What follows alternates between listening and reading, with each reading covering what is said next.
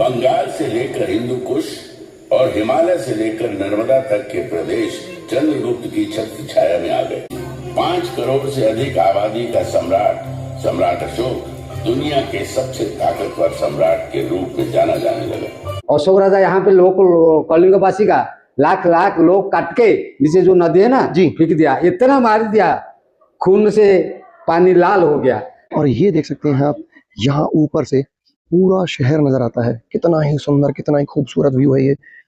तो आपको मंदिर के चारों तरफ में सेम इसी टाइप के शेर बैठे हुए मिलेंगे और चारों तरफ मंदिर के मूर्ति विराजमान है भगवान बुद्ध की, जिसमें अलग अलग मुद्राओं के अंदर में भगवान बुद्ध नजर आएंगे। यानी कि ईसा मसीह के भी जन्म से 2287 वर्ष पहले का इस जगह का इतिहास है। ये है राजेश भाई जो कि भुवनेश्वर के अंदर में ही रहते हैं। नमस्कार दोस्तों, स्वागत है आपका आज के इस व्लॉग के अंदर में। तो चलो दुनिया देखें। आज मैं पहुंचा हूं उड़ीसा के अंदर में, और उड़ीसा के अंदर भुवनेश्वर में, भुवनेश्वर के पास ही स्थित है एक बौद्ध मंदिर जिसका नाम है धौली स्तूप। हम चलते हैं मंदिर के अंदर में और इसको एक्सप्लोर करते हैं, और मैं बताता हूँ इस मंदिर के बारे में आपको क्या क्या इसकी हिस्ट्री रही है। तो मंदिर के अंदर में चल करके इसको एक्सप्लोर करते हैं। आप जब इस मंदिर के अंदर में आते हैं तो ये मंदिर का मुख्य मार्ग है। इससे होते हुए जब आप ऊपर आ जाते हैं तो यहाँ पर आपको ये पार्किंग के लिए जगह मिल जाएगी। यहाँ पर आप अपनी 2 व्हीलर और 4 व्हीलर की पार्किंग कर सकते हैं। नीचे में ही ये शॉप्स बनी है। अगर आपको कुछ रिफ्रेशमेंट्स लेने हैं तो आप यहाँ से रिफ्रेशमेंट्स लेकर के, और ये रास्ता है ऊपर मंदिर में जाने के लिए, तो आप इस रास्ते से मंदिर में ऊपर जा सकते हैं। अगर इससे नहीं जाना चाहते तो मंदिर का एक और रास्ता है जो कि यहाँ पीछे में है। आप देख सकते हैं वो सामने में रेलिंग लगी है, वो ये स्टेयर्स ऊपर जा रही हैं। तो इस रास्ते से आप मंदिर में ऊपर जा सकते हैं। तो चलिए हम भी चलते हैं मंदिर के अंदर में और चल करके एक्सप्लोर करते हैं। बट आप यहाँ की इन दीवारों को देख करके समझ सकते हैं कि इस मंदिर का इतिहास कितना ही पुराना होगा। आप जैसे ही मंदिर में ऊपर की तरफ आते हैं तो यहाँ पर शूज़ उतारने के लिए लिखा गया है। तो यहीं पर ही आप अपने शूज़ और स्लीपर्स को रिमूव कर सकते हैं, और रिमूव करने के बाद में और ऊपर आते ही सबसे पहले आपको दिखेगा भगवान शिव शंकर का मंदिर, जहाँ पर आप मंदिर के अंदर में पूजा अर्चना करके आगे धौली स्तूप के लिए बढ़ सकते हैं। ये सामने में है नंदी महाराज, और वहीं सामने में भगवान शिव विराजमान है मंदिर के अंदर में।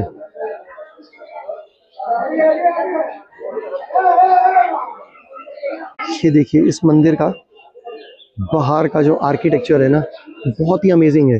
मतलब नॉर्थ के अंदर में ऐसे मंदिर बहुत ही रेयर मिलेंगे ऐसे देखने के लिए मंदिर, क्योंकि इतना सुंदर आर्किटेक्चर बाहर का जो होता है, एलिवेशन जो बाहर का होता है, वो नॉर्थ के अंदर मंदिरों में बहुत ही कम देखने को पाया जाता है। और थोड़ा सा लाइटिंग की प्रॉब्लम है, क्योंकि मैं शाम के टाइम में यहाँ पर शूट कर रहा हूँ, तो कुछ विजुअल्स में मैं समझ सकता हूँ कि प्रॉब्लम होगी।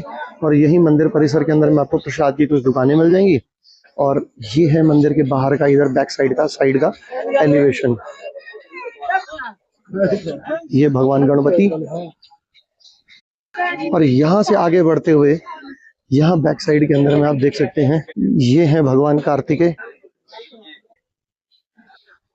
बहुत ही सुंदर एलिवेशन बनाया गया है। और ये है माँ पार्वती जी। तो साउथ के मंदिर जो है वो थोड़े से डिफरेंट होते हैं, और ये मंदिर इसलिए भी फेमस होते हैं कि बिकॉज इनका जो एलिवेशन होता है ना, वो बहुत ही खूबसूरत होता है वो। और फिर वही मंदिर से बाहर निकलते ही आपको ऐसे छोटे छोटे मंदिर और दिख जाएंगे बहुत सारे। वहाँ आगे भी मंदिर है और कुछ दुकानें भी हैं यहाँ पर, तो आप इन मंदिरों में भी विजिट कर सकते हैं, भगवान के दर्शन कर सकते हैं। और अब इस मंदिर से दर्शन करके हम चलते हैं आगे धौली स्तूप की तरफ, और वो देख सकते हैं आप सामने में वो वाइट कलर का स्ट्रक्चर धौली स्तूप का नज़र आ रहा है। और बीच में ये सब मार्केट बनी हुई है, जहाँ से आप सामान परचेजिंग कर सकते हैं, प्रसाद का सामान ले सकते हैं। फाइनली हम धौली स्तूप के पास पहुँच चुके हैं। यही है वो वाइट स्ट्रक्चर, यही है वो बौद्ध मंदिर। आप देख सकते हैं बाहर से दर्शन, कितना ही खूबसूरत एलिवेशन है बाहर से इस मंदिर का। और बहुत ही प्राचीन मंदिर है, इसका इतिहास अपने आप में बहुत प्राचीन है। मैं भी आपको बताऊंगा इसके थोड़े बहुत इतिहास के बारे में जितना मुझे नॉलेज है।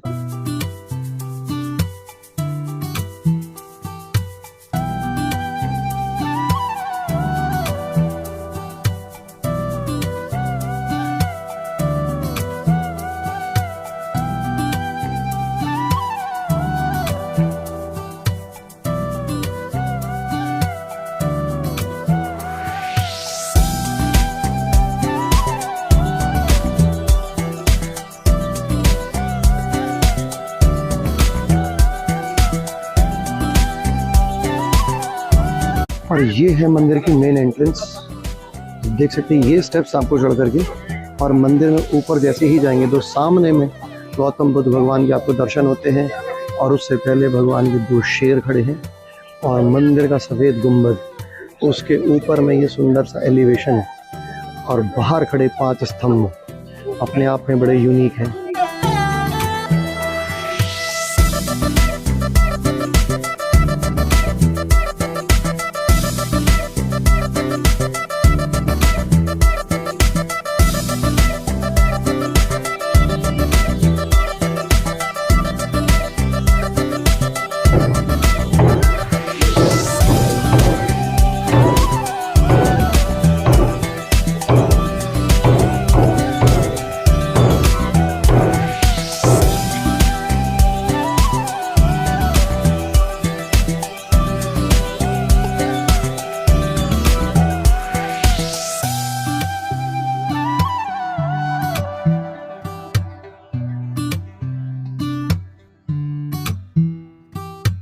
अभी धौली स्तूप के अंदर में जो मैंने आपको ड्रम बजाते हुए पंडित जी को दिखाया था, मैं उन पंडित जी से आपको जानकारी शेयर करवाना चाहता हूं कि यहाँ के बारे में क्या इसका इतिहास है, ये किसने मंदिर को बनाया था और यहाँ पर कौन से धर्म के लोग पूजा करने के लिए आते हैं।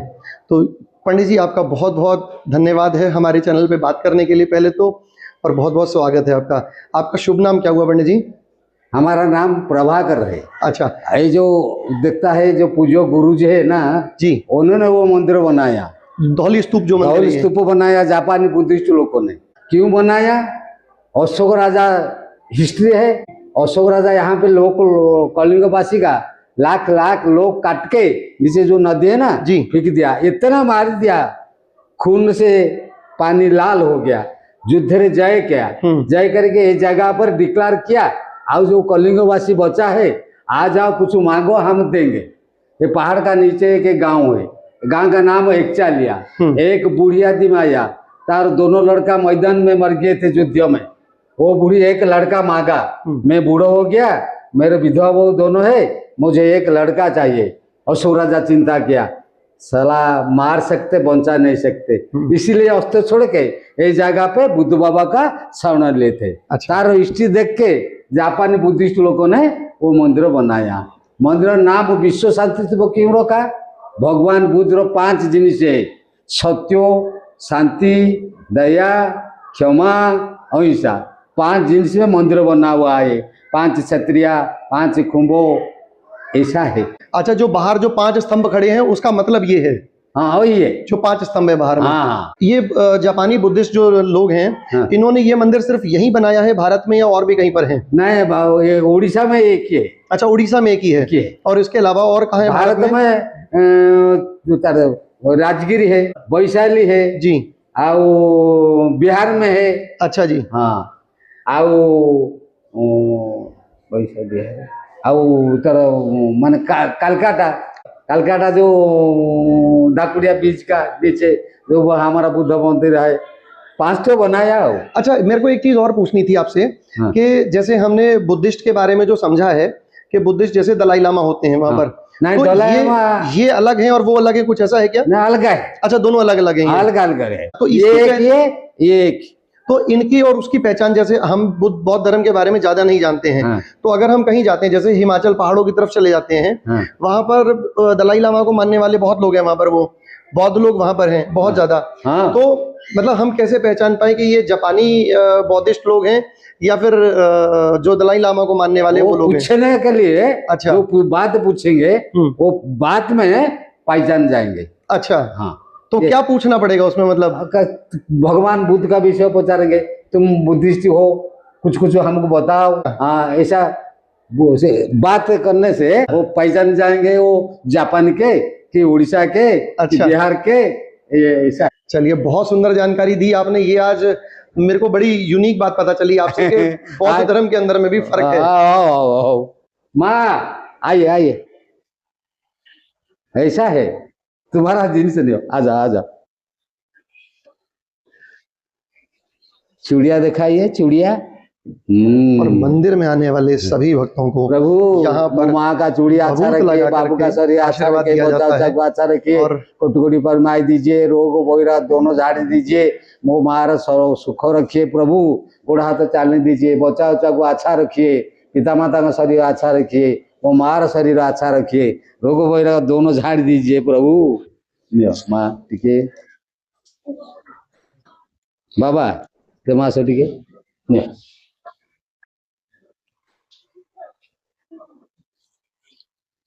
अच्छा पंडित जी, मैं आपसे एक चीज और पूछना चाहूंगा कि बौद्ध धर्म के अंदर में अच्छाइयाँ कुछ बताइए कि बौद्ध धर्म अच्छा क्यों है? अच्छा है, बुद्ध भगवान का 5 जिनिस है।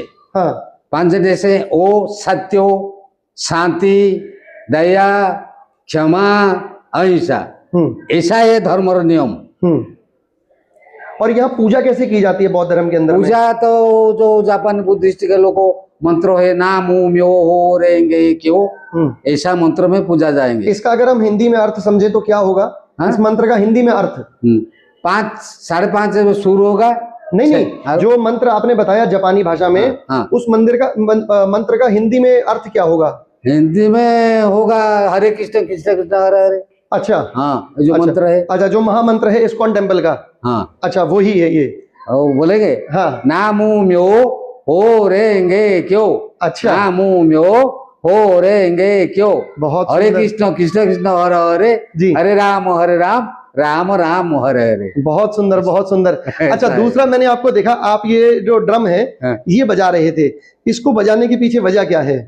ये जो हमारे आरती समय में जो ढोल घंट, हाँ, हिंदू धर्म का जो घंट, हाँ, खोल बजेगा जी, वही वो पूजा होने से वो बजेंगे। अच्छा, ये बजता है ये। हाँ। अच्छा, ये सुबेरे और शाम के टाइम 2 टाइम बजता है? सुबह, हाँ, जैसे हिंदू धर्म में 2 टाइम पूजा होती है, यहाँ 2 टाइम पूजा 2 टाइम बजा बजाएंगे। अच्छा, 2 टाइम बजाएंगे आप। चलिए, बहुत सुंदर बात है।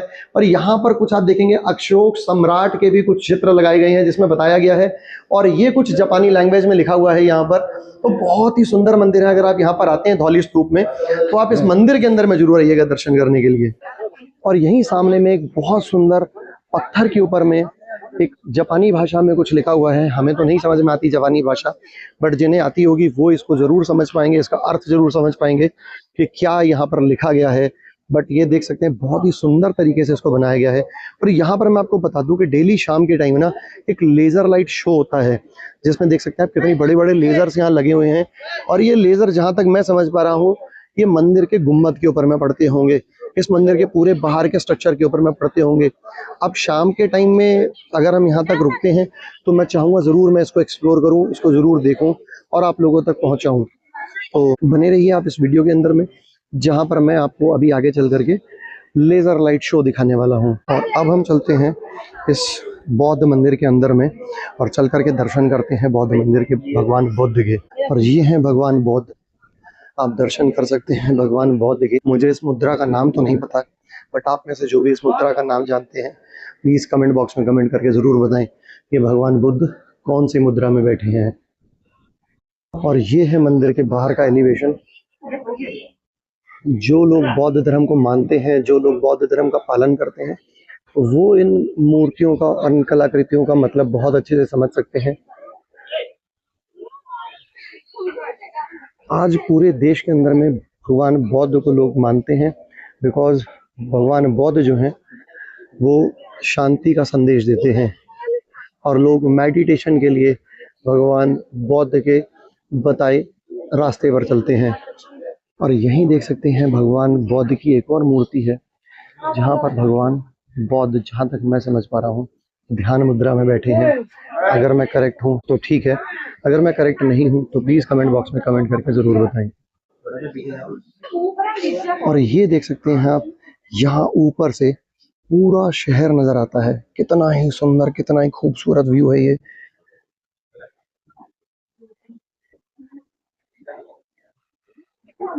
और ये हैं मंदिर के चारों तरफ बैठे हुए शेर, जो कि मंदिर की चारों तरफ से रक्षा कर रहे हैं। इनको हम मंदिर का गार्ड भी कह सकते हैं। अब हम यहाँ से आगे की तरफ बढ़ते हैं, क्योंकि इस मंदिर के चारों तरफ से आपको एक राउंड लेना है और चारों तरफ में आपको अलग अलग विजुअल्स देखने के लिए मिलेंगे। कलाकृतियों से आप बहुत कुछ समझ सकते हैं, बिकॉज ये कलाकृतियाँ जो हैं ना अपने आप में बड़ी ऐतिहासिक हैं और अशोक सम्राट के समय की ये कलाकृतियाँ हैं। और यहाँ पर भगवान बुद्ध खड़ी हुई मुद्रा में है, बट ये भी ध्यान की एक मुद्रा है जिसका नाम मुझे नहीं पता है, बिकॉज मैं मेडिटेशन के बारे में कुछ भी नहीं जानता हूँ। तो अगर आप में से किसी को पता हो कि इस मुद्रा का क्या नाम है तो प्लीज़ कमेंट बॉक्स में कमेंट करके ज़रूर बताएं। आप देख सकते हैं यहाँ पर भी भगवान बुद्ध के शेर जो है ना, अंगरक्षक, मंदिर के रक्षक आप कह सकते हैं, मंदिर के गार्ड्स कह सकते हैं, वो यहाँ भी बैठे हुए हैं। तो आपको मंदिर के चारों तरफ में सेम इसी टाइप के शेर बैठे हुए मिलेंगे और चारों तरफ मंदिर के मूर्ति विराजमान है भगवान बुद्ध की, जिसमें अलग अलग मुद्राओं के अंदर में भगवान बुद्ध नजर आएंगे। यहाँ पर भगवान बुद्ध आपको एक अलग ही मुद्रा में नजर आएंगे। देखिए यहाँ पर भगवान बुद्ध विश्राम मुद्रा के अंदर में है। इस मुद्रा का नाम कमेंट बॉक्स में कमेंट करके जरूर बता सकते हैं। वैसे मुझे कंफर्म है ये विश्राम मुद्रा है। ये जो सामने में अभी आप नदी देख रहे हैं, इस नदी का इतिहास बहुत पुराना है। यहाँ पर स्थित है ये धौली स्तूप के पास में, और ये जो यहाँ पर अशोक सम्राट का युद्ध हुआ था 261 BC में, यानी कि ईसा मसीह के भी जन्म से 2287 वर्ष पहले का इस जगह का इतिहास है। आप समझिए कितनी पुरानी हम बातें कर रहे हैं यहाँ पर और कितनी प्राचीन जगह पर हम घूम रहे हैं आज। ये नदी जो है अशोक सम्राट और यहाँ का युद्ध इतिहास के सबसे खूनी युद्धों में से एक था। लड़ाई इतनी भीषण थी कि लाखों सैनिक मारे गए थे और उन सैनिकों के खून से ये नदी पूरी लाल हो चुकी थी।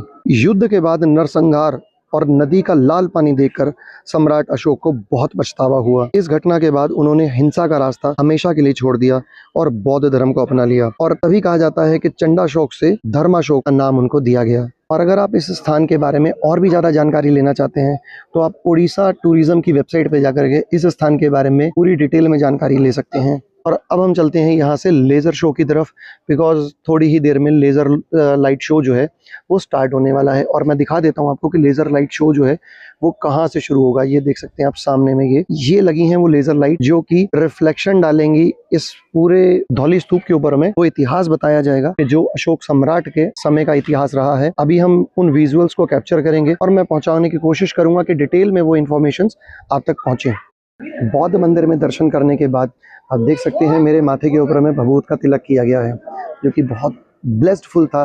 पंडित जी ने इतनी सारी ब्लेसिंग्स दी ना कि मन खुश हो गया। मतलब ऐसा लगा कि यार ऐसी भी ब्लेसिंग्स कोई दे सकता है क्या, अपने पेरेंट्स के अलावा। मतलब उन्होंने इतनी अच्छी ब्लेसिंग्स दी।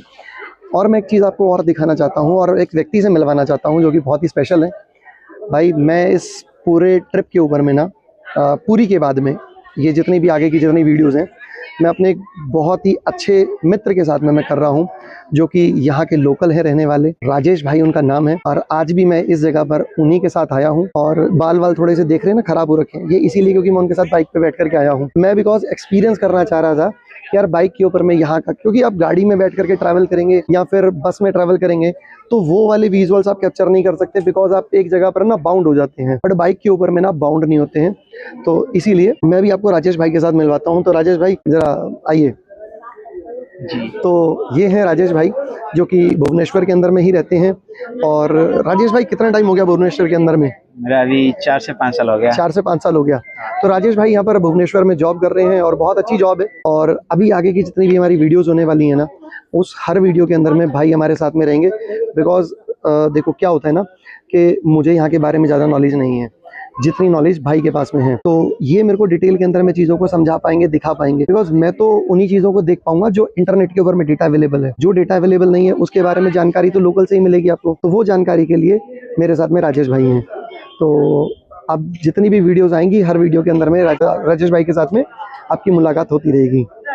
ठीक है राजेश भाई? ठीक है। तो अभी हम इसके बाद में क्या क्या करने वाले हैं थोड़ा सा बताओ डिटेल के अंदर में। हम जाएंगे, अभी शाम हो चुकी है। हाँ। तो अभी लेजर शो होगा। लेजर शो हमने करेंगे आज। बिल्कुल धौली स्तूप है ना, हाँ। वहीं पे नीचे से लेजर ठीक है लाइट होगा, तो वहीं से हिस्ट्री जो है वो बताएंगे। ठीक है, नहीं है फिर निकलेंगे। अच्छा, हमारा तो प्लान था खंडेगिरी। हाँ। तो अभी हम नहीं जा पाएंगे। हाँ। क्योंकि अभी वो शाम को बंद हो चुकी है अभी। ठीक है, तो आज का हमारा जो है ये फर्स्ट ही था और ये लास्ट है। बिकॉज मैं कुछ एडिटिंग वगैरह के अंदर में बिजी था यहाँ पर। ठीक है, तो इसीलिए हम लोग निकले ही मेरे ख्याल से 2:30-3 बजे या 4 बजे के आसपास शायद निकले हम घर से ही जी। तो और मैं स्टे भी मैं आपको बता दूं, मैं राजेश भाई के साथ ही उनके घर पे ही कर रहा हूँ मैं स्टे भी यहाँ पर। तो बहुत अच्छा लग रहा है, बहुत मज़ा आ रहा है राजेश भाई के साथ में एक्सपीरियंस करने में। और बहुत ही यार हंसमुख और दिलखुश आदमी है, मैं सही बताऊँ आपको। तो भाई के साथ में ट्रैवल करके मज़ा मुझे तो बहुत आ रहा है। बाकी मैं ये कहूँगा कि आप लोग भी इस ट्रैवल को बहुत एंजॉय करेंगे, बिकॉज राजेश भाई के पास में जो एक्सपीरियंस है ना यहाँ का, वो बहुत अमेजिंग है वो। चलिए तो अब चलते हैं लेज़र लाइट शो की तरफ में और वहाँ का एक्सपीरियंस करते हैं कि लेज़र लाइट शो कैसा है यहाँ पर और क्या क्या उसके अंदर में डिटेल्स बताई गई हैं। सभ्यता की नई कहानी, नई इबादत लिखी है। इस गिरिखंड में लोग मारे गए, कत्लोगारत हुए, हिंसा का ऐसा नंगा खेल खेला गया कि हिंसा करने वाले का मन भी भरा।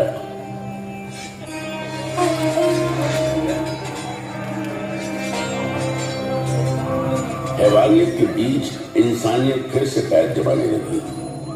हिंसा के खिलाफ अहिंसा की मजबूत जड़ें पहाड़ी चट्टानों, अंधेरे जंगलों, उफनती नदियों और महासागरों को चीरती सरहद पार तक फैल गई और इसी धरती से इंसानियत का नया स्वर इस गिरिखंड से टकरा समस्त विश्व में गूंज उठा। समस्त मानव मेरी संतान है। मैं संतानों के लिए क्या चाहता हूं? मैं चाहता हूं उनका भला, उनकी खुशी, इस संसार में भी और इसके बाद वाले संसार में भी। समस्त मानव जाति के लिए यही कामना है।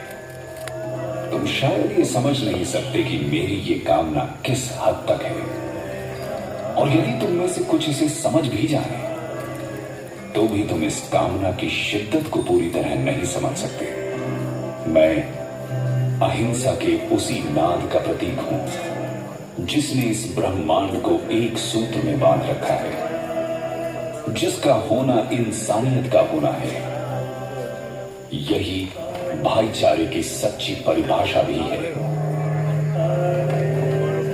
सम्राट अशोक की ऐतिहासिक कहानी प्रारंभ होती है उनके दादा चंद्रगुप्त मौर्य से। ईसा की 4वीं शताब्दी का अंत एक बटी हुई राजनीतिक स्थिति की शुरुआत का समय था। देश जन, विश्व, ग्राम, कुल और राज्यों में बटे हुए थे। अलग अलग प्रदेश, अलग अलग शासक, अलग अलग शासन व्यवस्था, अलग अलग कायदे कानून। समय आया ईसा पूर्व 321 का। 25 साल का नौजवान चंद्रगुप्त मौर्य। हालांकि राजा नंद के मुकाबले उसकी फौजी ताकत कम थी, लेकिन कौटल्य जैसे गुरु की कूटनीतिक चालें नंद की फौज पर भारी पड़ी।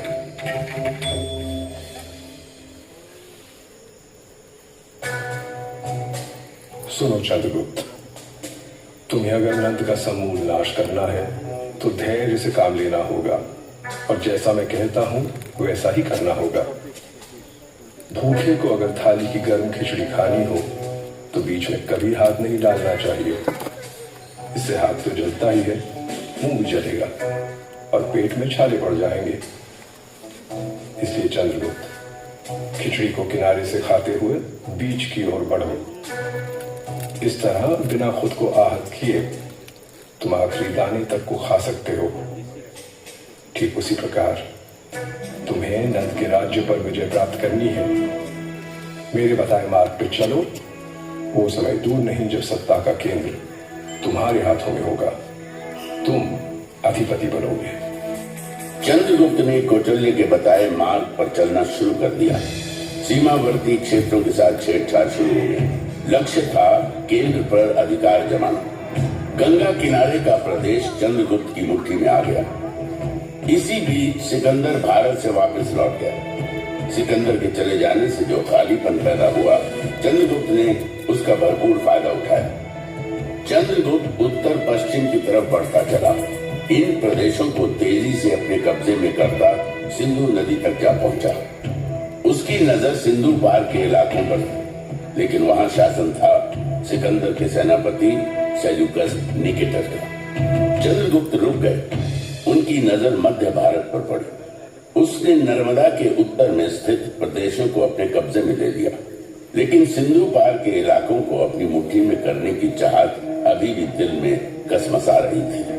साल था ईसा पूर्व 305 का। चंद्रगुप्त सेल्यूकस से जा भिड़ा।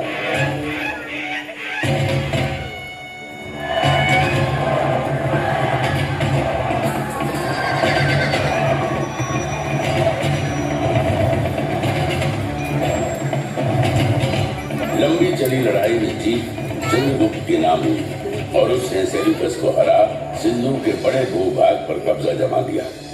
बंगाल से लेकर हिंदू कुश और हिमालय से लेकर नर्मदा तक के प्रदेश चंद्रगुप्त की छत्र छाया में आ गए। एक नए युग, नई व्यवस्था ने बीज से पौधे का रूप ले लिया। राज्य साम्राज्य में बदल गए और जन्म हुआ दुर्जय मौर्य साम्राज्य का। ऐसा कहते हैं कि अपने जीवन के अंतिम काल में चंद्रगुप्त मौर्य जैन सन्यासी बन गए। अपना साम्राज्य अपने पुत्र बिंदुसार को सौंप जैन मुनियों के साथ दक्षिण की ओर चले गए तथा जैन रीति के अनुसार अनाहार द्वारा अपने जीवन का त्याग कर दिया। चंद्रगुप्त के बाद बिंदुसार ने विशाल मौर्य साम्राज्य की बागडोर अपने हाथों में ले ली। चंद्रगुप्त के साम्राज्य विस्तार का सपना बिंदुसार का सपना बना। उसने दक्षिण पर आक्रमण कर मौर्य साम्राज्य का विस्तार सुदूर दक्षिण में मैसूर तक कर दिया।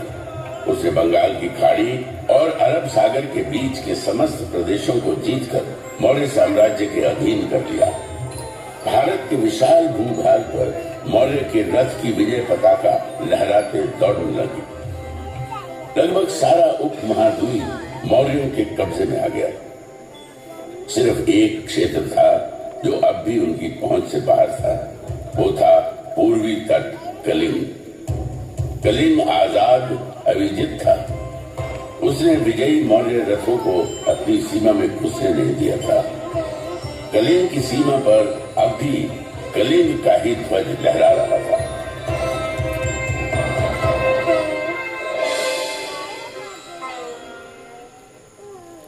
बिंदुसार की कई पत्नियों में से एक थी धर्मा।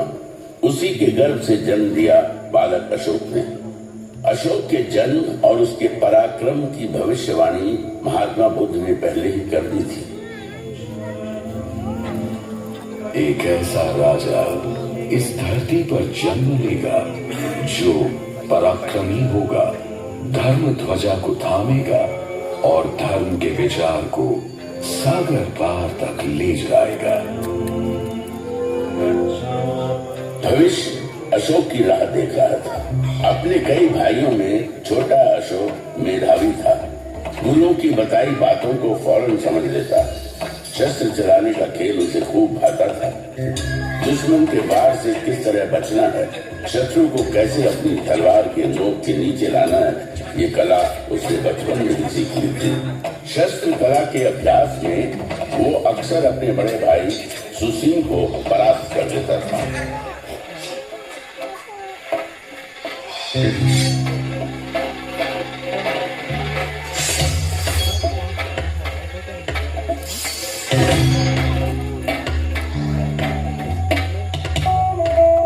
वाह, अद्भुत! अशोक मेरे पुत्र, तुम्हारा भाई सुसीम तुमसे ज्येष्ठ है, उम्र में तुमसे बड़े हैं, लेकिन शस्त्र चलाने को तुम्हारी अद्भुत क्षमता और पराक्रम के आगे तुमसे छोटे हो जाते हैं। तुम दोनों मुझे प्रिय हो पुत्र। तुम पितामह चंद्रगुप्त के पौत्र हो, मौर्य साम्राज्य के भावी संरक्षक। तुम्हारी देखरेख में मौर्य वंश और साम्राज्य वैसे ही सुरक्षित रहेगा जैसे मां के गोद में और पिता की छाया में शिशु। पुत्र अशोक, अब समय आ गया है जब मैं तुम्हारे कंधे पर साम्राज्य के एक हिस्से की देखरेख का भार सौंप थोड़ा निश्चिंत हो सकूं। राजकाज में रुचि लेना प्रारंभ करो पुत्र। बिंदुसार ने अपने छोटे पुत्र अशोक को राजकाज के कामों में लगाया। उसकी प्रतिभा पर गहरा भरोसा दिखाया। पिता का ये अगाध प्रेम और अशोक के प्रति बढ़ते अनुराग से सुसीम व्याकुल हो उठा। अपने पिता की संतानों में मैं ज्येष्ठ हूँ। राज की जो बागडोर मेरे कंधे पे होनी चाहिए वो अशोक के कंधे पे डाली जा रही है। पिता का अशोक के प्रति यह अनुराग मन शंकित होता है। सुसीम बेचैन था और अशोक लगन धैर्य के साथ प्रांतों को नियंत्रित करने के कार्य में लग गया। अपने साहस, बुद्धि और नियंत्रण करने की अद्भुत क्षमता ने अशोक की लोकप्रियता में 4 चांद लगाना शुरू कर दिया। अशोक की बढ़ती प्रसिद्धि और प्रांतों को नियंत्रित करने की क्षमता से जहां एक तरफ बिंदुसार का भरोसा अशोक के प्रति बढ़ता जा रहा था, वहीं युवराज सुसीम का भावी सम्राट बनने का भरोसा डगमगाने लगा। युवराज होने के बावजूद अशोक उसे प्रतिद्वंदी की तरह नजर आने लगा। सुदूर उत्तर पश्चिम तक्षशिला के प्रांत में असंतोष बढ़ने लगा था। फौजी गुटबाजी शुरू हो गई थी। एक प्रांत के अंदर कई सैन्य दल बन गए थे। उनकी आपस की खींचतान और असंतोष से तक्षशिला खतरे में था। सुसीम के लिए यही अवसर था जब वो अशोक को पिता बिंदुसार की नजरों से दूर कर सकता था। सुसीम ने इस अवसर का भरपूर फायदा उठाया।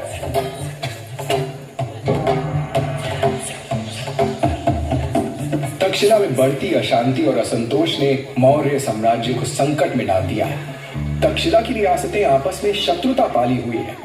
रियासतों के सैन्य दल आपस में लड़ रहे हैं। यदि इसे शीघ्र रोका नहीं गया तो वह दिन दूर नहीं जब तक्षशिला मौर्य साम्राज्य के खिलाफ विद्रोह कर देगा। पितामह चंद्रगुप्त के साम्राज्य की रक्षा करनी है तो तक्षशिला के विद्रोह को शांत करना ही होगा। हम भाइयों में सिर्फ अशोक ही ऐसा है जो इस विद्रोह को शांत कर सकता है।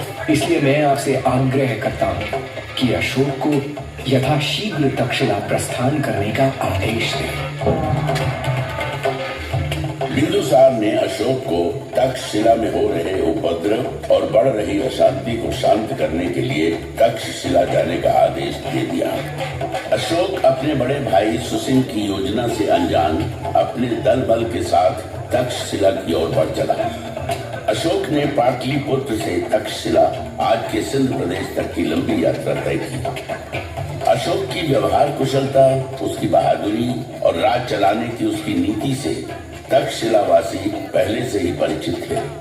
अशोक के तक्षशिला आगमन को वहां के लोगों ने बड़े उत्साह और खुले हृदय से लिया।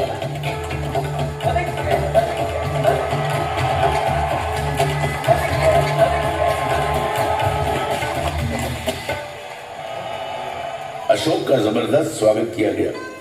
तक्षशिला की धरती पर न घोड़े दौड़ाए गए, न तलवार चली, न ही लहू बहा। अशोक के आगमन और उसकी व्यवहार कुशल राजनीति ने आपसी उपद्रव मनमुटाव को बिना किसी युद्ध के शांत कर दिया।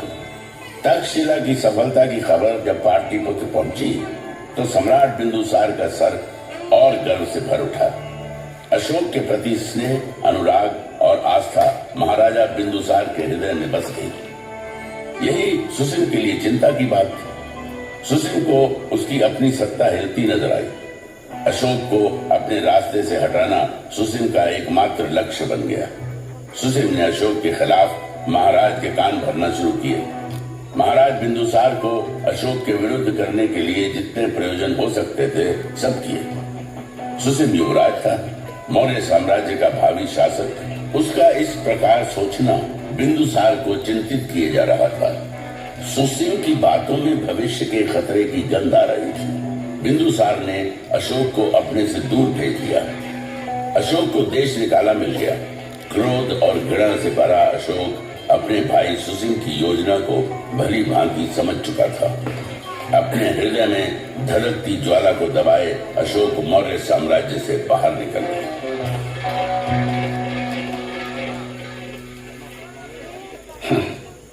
मौर्य साम्राज्य के महाराज जो मेरे पिताजी हैं, उनका संदेश आया है। पिता मुझे वापस लौटाने को कहते हैं। मौर्य साम्राज्य के प्रांत उज्जैन में भयंकर विद्रोह जो छिड़ा है। मेरे अपने ही भाई ने मेरे खिलाफ पिताजी के कान भरे, मेरे खिलाफ किया।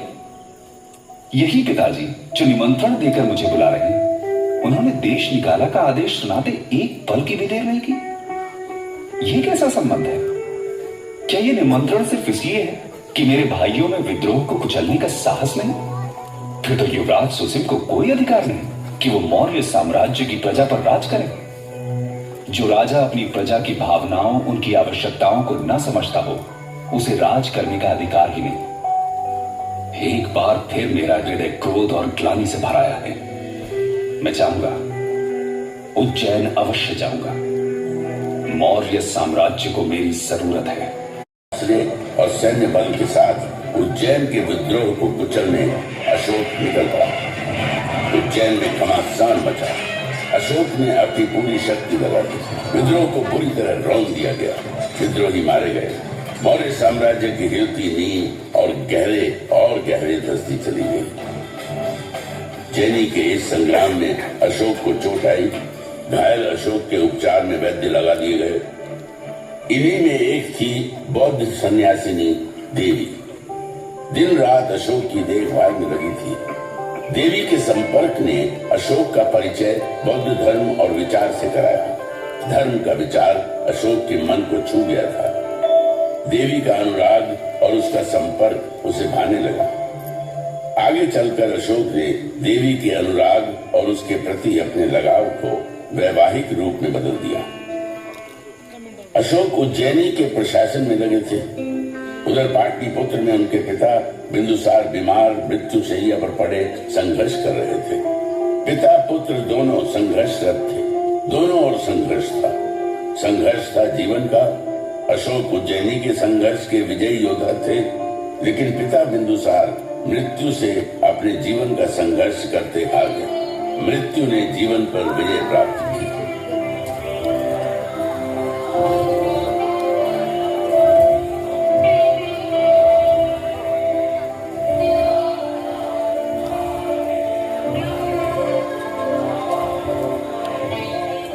पिता से दूर पिता की मृत्यु के समाचार ने अशोक को पुनः नए संग्राम में ला खड़ा किया।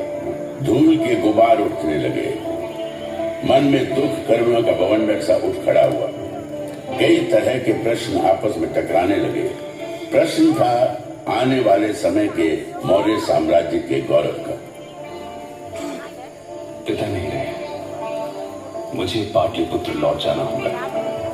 पिता चंद्रगुप्त और पिता बिंदुसार के विशाल मौर्य साम्राज्य के भविष्य पर पुनः अनिश्चय के बादल मंडराने लगे हैं। मौर्य साम्राज्य का शासन अपने ज्येष्ठ भाई सुसील के कमजोर हाथों में चला जाने दो। राजकाज से दूर मैं चला जाऊं घने अंधियारे जंगल। सुसील के हाथों में मैं मौर्य साम्राज्य के विनाश को देख रहा हूं। काल, तूने मुझे पुनः मझधार में ला खड़ा किया है। मेरा जीवन संघर्ष और उठा पटक का चक्र बनकर रह गया है। इससे मुक्ति नहीं। अशोक को साम्राज्य के भविष्य की चिंता थी।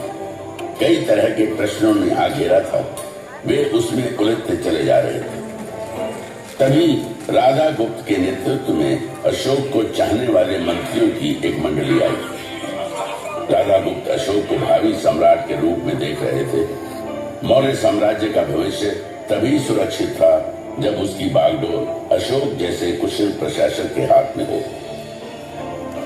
यदि संघर्ष ही मेरी नियति है तो मैं लड़ूंगा। पितामह चंद्रगुप्त के साम्राज्य की परिभाषा की रक्षा के लिए लड़ूंगा। ये संग्राम महान मौर्य साम्राज्य के गौरव की रक्षा का संग्राम है। जो भी इसके रास्ते में आएगा मारा जाएगा। मौर्य गौरव की रक्षा करना मेरा प्रथम कर्तव्य है। इसकी राह में मेरे भाई, मेरे संबंधी जो भी आते हैं आने दो। अपने हथियार उठाओ, खोलो घोड़े, जो भी सामने आता है खत्म कर दो उसे। बहने दो खून की नदियां। चलो पाटलिपुत्र की ओर।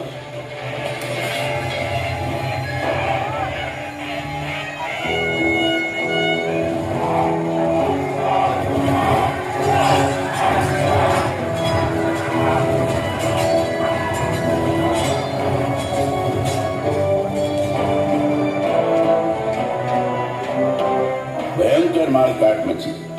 खून बहे। जो भी सामने आया मारा गया। अशोक ने साम्राज्य की खातिर अपने सभी भाइयों का कत्ल कर दिया। सुसील मारा गया। मौर्य साम्राज्य का गौरवशाली मुकुट अशोक ने अपने माथे पर धारण किया। जीवन संघर्ष ने अशोक के मोम जैसे हृदय को पत्थर सा बना दिया था।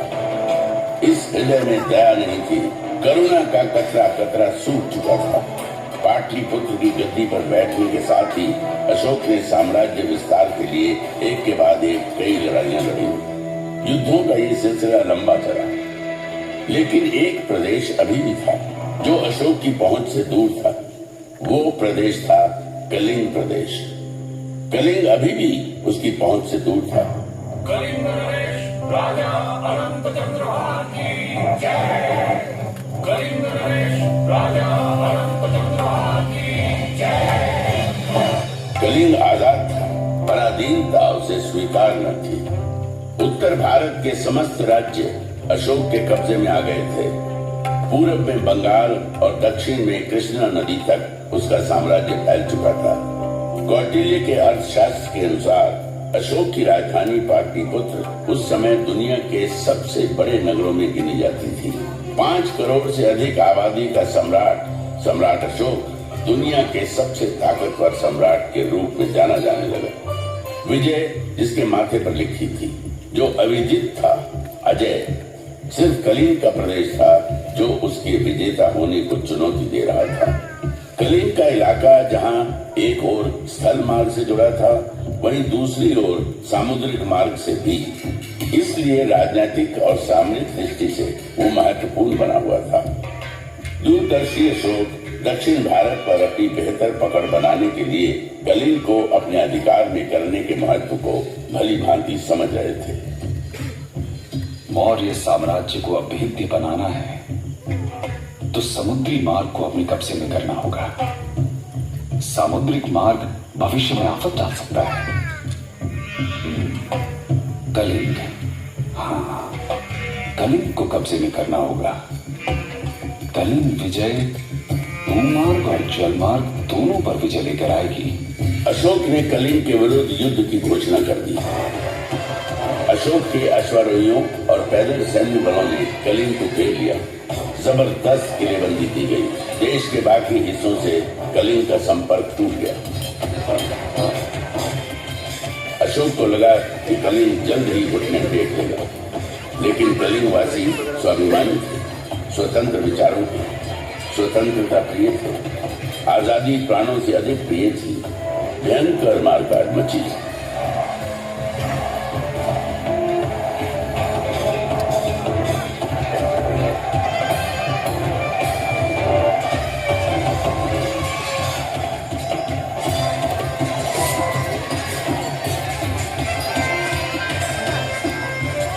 कलिंग का यही प्रदेश संग्राम का केंद्र बना। अशोक के अश्वारोहियों ने धौलीगिरी के प्रदेश को रौंद डाला। जबरदस्त मुकाबला हुआ। युद्ध चला। 1.5 लाख से अधिक लोग बंदी बना दिए गए। लाखों लोग मारे गए। घायलों की तो गिनती ही नहीं थी। कलिंग का युद्ध इतिहास की सबसे बड़ी त्रासदी बन गया। मानवता आंसू बहाती रही। इंसानियत ने बर्बरता और जुल्म के आगे घुटने टेक दिए। विजयी अशोक की विजय यात्रा कलिंग की भूमि पर निकली, लेकिन इस पराक्रमी राजा के विजय स्वागत में फूलों की पंखुड़ियां नहीं थी। स्वागत में थे कटे पिटे शव, अपने पतियों की मौत के शोक में विलाप करती स्त्रियां, लहू से कीचड़ बन आए राजमार्ग, शवों के विशाल ढेर, चील, गिद्ध, भेड़िए और सियारों के संवेद गीत। अशोक का हृदय दुख, करुणा और ग्लानि से भर उठा।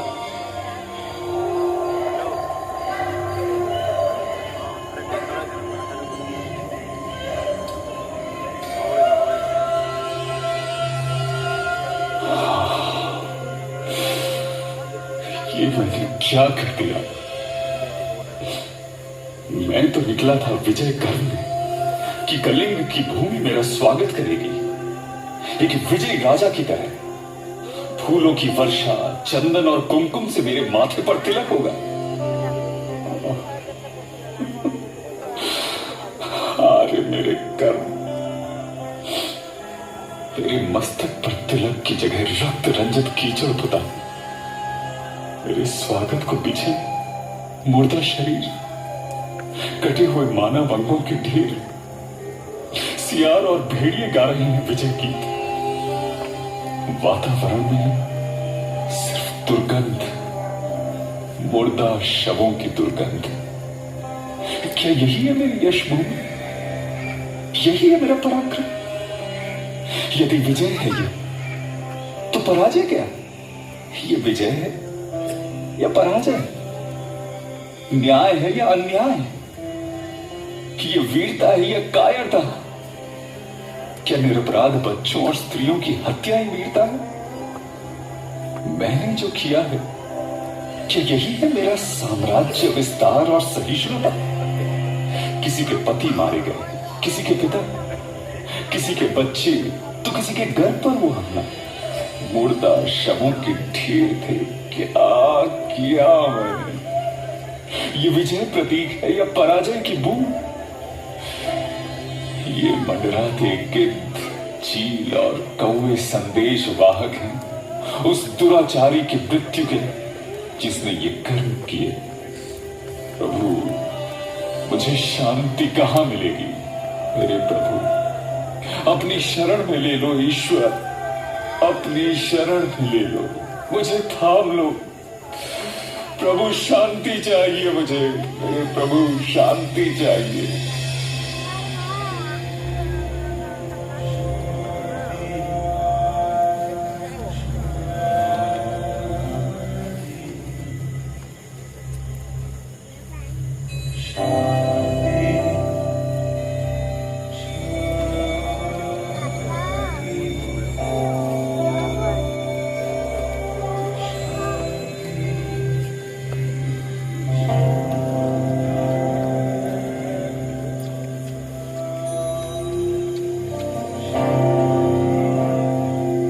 बौद्ध संत उपगुप्त और मंजूश्री ने अशांत, व्यथित, शोकाकुल अशोक के माथे पर स्नेह का हाथ रखा, उसकी उंगली थामी और हिंसा के मार्ग से अहिंसा के मार्ग पर लेकर चलते चले गए। उसने हिंसा का त्याग कर अहिंसा को अपना धर्म बना लिया। अशोक बुद्ध के मार्ग पर चल निकले और कहे गए देवन प्रिय, देवताओं के प्रिय, प्रिय दासी। कलिंग, जहां अशोक ने युद्ध लड़ा, उसके हृदय का सबसे प्रिय प्रदेश बन गया। धौली की जो दया नदी रक्त से लाल हो गई थी, उसी दया नदी के तट पर बसे धौलीगिरी में अशोक ने कई चैत्य और स्तूप बनवाए, शांति संदेशों के स्तंभ खड़े करवा दिए। कलिंग के ये शिलालेख मानवीय समाज, न्याय और आदर्श की बात करते हैं। अशोक ने धम्म के विचार को अंगीकार किया। अहिंसा ही उसका मार्ग था। इंसान ही नहीं, पशुओं, जीव जंतुओं की हिंसा पर भी रोक लगा दी गई। शाकाहार का विचार दिया। जाति पाति के भेद खत्म कर दिए गए। लोक कल्याण और जनहित उसके शासन के मंत्र बन गए। सड़कों पर मैंने बड़े वृक्ष लगवाए हैं जो पशुओं और मनुष्यों को छाया देंगे। प्रत्येक 9 मील की दूरी पर मैंने आम के बागीचे लगवाए और कुएं खुदवाए हैं, विश्राम गृह बनवाए हैं, कई प्याऊ बनवाए हैं। मैंने ये सब इसलिए किया है कि मेरी प्रजा धम्म के अनुसार आचरण करे। धम्म की नीति को लागू करने के लिए उसने धर्माधिकारी नियुक्त किए और धम्म के विस्तार के लिए कई शांति संदेशकों को देश विदेश के विभिन्न हिस्सों में भेजा।